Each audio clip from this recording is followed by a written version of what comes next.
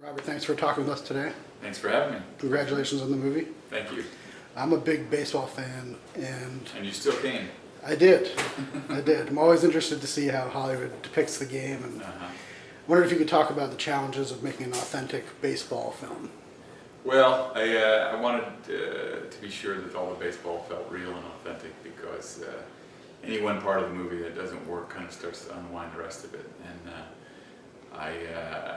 when I went about casting, I went to look in certain cases just for people who could really play the game, and then worried about their acting second, and then for other roles that worried about the acting first, and then their baseball ability second. And so for example, Amy Adams, she didn't know a lot of baseball, but she's an athletic person, and she dove right in. She worked with a coach, and I think she pulls off her stuff great. And then there's some other folks who baseball is really key to, so I found folks who knew how to play ball and then worked with them on the acting. Great. Does Amy Adams really hit that ball in the scene with Clint? You really going to ask me that question? She could, and she did, but she didn't get a great pitch, so we put that ball in there. Well, it looks like she slams it. So yeah, she does. It works. Watching baseball, those were the best seats in the house. So aside from Trouble with the Curve, what do you think the best baseball film is? The best baseball film? Wow. I watched a whole bunch again before I worked on this just to sort of see what I could steal.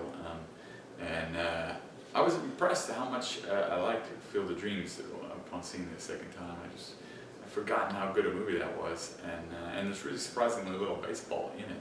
It's just sort of the backdrop, which is the case here. I guess that's probably my favorite one. I mean, there's quite a few out there, but that ranks up pretty high. Did Mr. Eastwood consider directing this movie? How did you come to direct it? It came in, the gal that brought it to me, Michelle Weisler, is one of the producers on the film. She told me about the story, and I thought it sounded really interesting. And I read the script, I liked it. We worked on it a little bit more to make it appealing to Clint. But then I just gave it to him, because when she gave it to me as his producing representative, she intended for him to direct it and act, hopefully, and produce. So that's the way I presented it to him. But he has known for some time that the directing is what I wanted to do, and we talked about it with regard to other projects. And so I think he just felt, since this one was something that I was very fond of, might be a good opportunity to finally let that happen. You've been working with Mr. Eastwood for quite a while, since the mid-90s. That's right, yeah. And I wonder if you could talk about just meeting him and how daunting it might have been to work with a legend like Clint Eastwood. Well, daunting is a good word, yeah. When I first met him, that's one of the great things about Clint.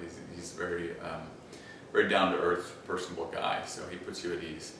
And that's part of the key to his working style, is everybody on the set is having a good time, and we all get along very well. In terms of directing him, that definitely was weighing on my mind, was the fact that he's this legendary director and actor, and I certainly didn't, I was a first-time director, so it was a little nerve-wracking, but I just tried to push that to the back of my brain and think about him as my friend, and just remember that he and I both love to have a good time on a set, and that's filmmaking is fun for us, and so just gonna use that approach.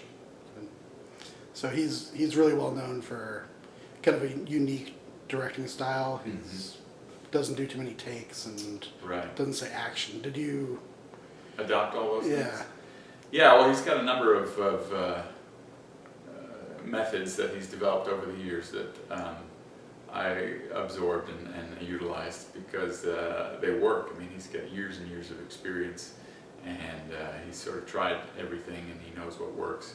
So I didn't do a lot of takes. I was trying to keep the energy and the momentum up for the cast and the crew, so that things didn't feel stale, and that is a good thing. As far as calling action and versus just go ahead, sometimes I would do that. but I find that throws people off a little bit. Clint can get away with it. He can get away with not saying action, but a lot of other people, they just keep waiting and waiting to hear that, and if they don't hear it, they don't do anything. So it's just sort of easier to go with the old school action and cut. Gotcha. So you talked a little bit about Amy Adams' performance. Can you talk about Justin Timberlake and kind of what he brings to a film? Yeah, Justin is terrific. I think he's a little bit underrated.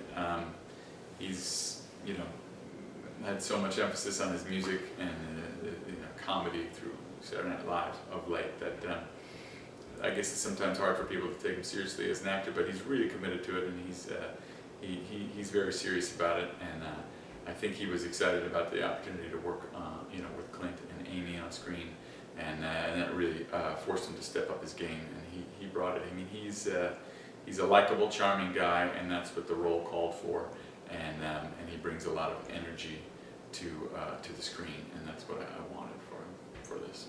Well, yeah, he definitely comes off as charming. Were there any moments that happened maybe off camera that you'd like to share with us? Not that I'd like to share with you, no. No, he had lots of great ideas, and a lot of the dialogue he worked it to be more his own, and he ad-libbed a few things here and there, and it was kind of a charming scene between he and Amy when they're at the fence watching the game, and he basically asks her out to dinner, but makes it seem as though she did it, and that was his doing. He kind of put his own spin on it, and it's a fun moment, and made it into the movie. What do you think about dinner? You mean together? It's a little forward, don't you think? But yeah, if you're asking me out, I accept. You use an old clip of Clint Eastwood Yes, in the film. caught that. I did. What movie was that from? That was from Firefox. It was. Yeah, we went through a lot of films to try and find the right thing. I wanted some shots of him. Well, I won't give too much away, but I wanted some very specific shots of him. And I asked the editors to go through the films and find them. I thought they'd be able to find it like that, but it actually took a little while. But when we finally came across that footage, I was able to stage the rest of the scene around it so that it would cut in. Mm-hmm. Yeah, that was a cool little moment, I thought, in the movie. What's your favorite Clint Eastwood movie? It's interesting people ask that question. Before I ever worked with him, my favorite was probably Dirty Harry. I just liked that movie the best. But since working with him, the things that we've worked on together, Mystic River is really my favorite. Yeah, that's a great one. Does he ever express any reservations about playing the grumpy sort of old man character?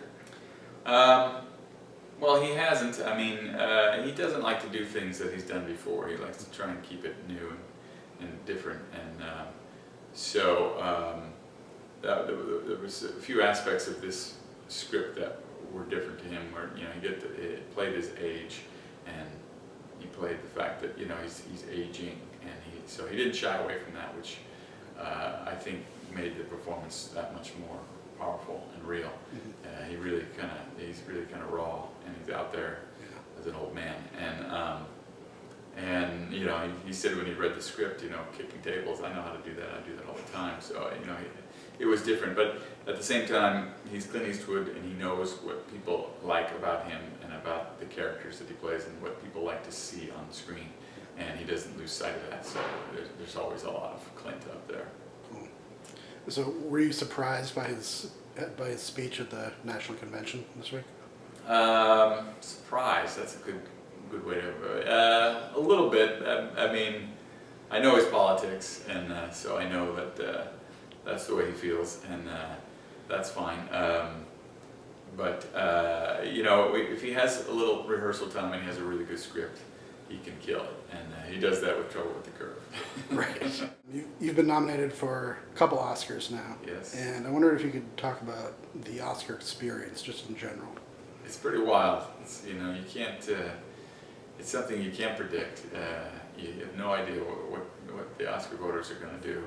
Right. You can't count on it in any way, shape, or form. And it's not at all something that was in my mind in making this movie. I was really just set on making the most entertaining movie I could make, because I just wanted people to enjoy themselves and feel satisfied that, you know, they sacrificed 2 hours of their time. And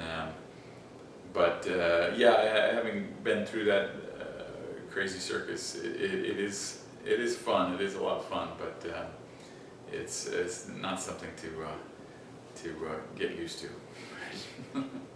Okay, well, thanks so much, Robert. Thank you. Appreciate it. Pleasure. Gus, you home? No. I guess that means I can come in. Damn it.